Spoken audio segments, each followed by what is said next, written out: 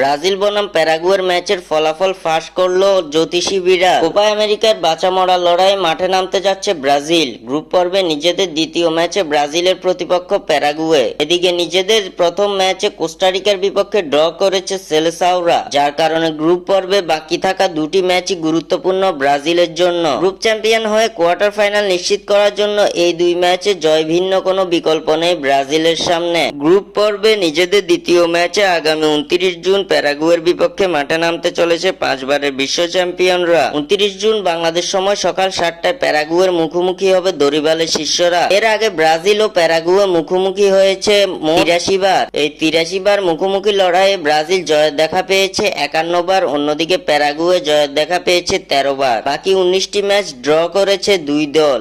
এদিকে এই ম্যাচকে সামনে রেখে ভবিষ্যৎবাণী করেছে জ্যোতিষী বিড়াল।